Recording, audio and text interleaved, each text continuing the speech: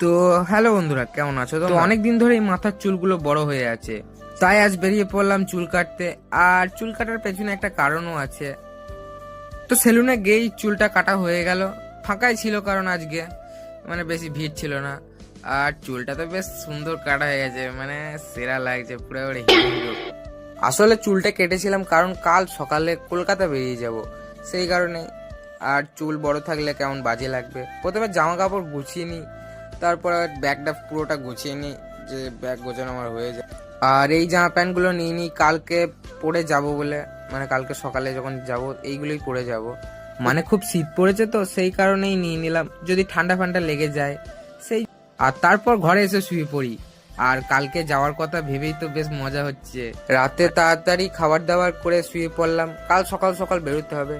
তো আজকের ব্লগটা এতটাই ভালো লাগলে লাইক করো, চ্যানেলটাকে সাবস্ক্রাইব করো। দেখা হচ্ছে নতুন কোনো ভিডিওতে। চলো।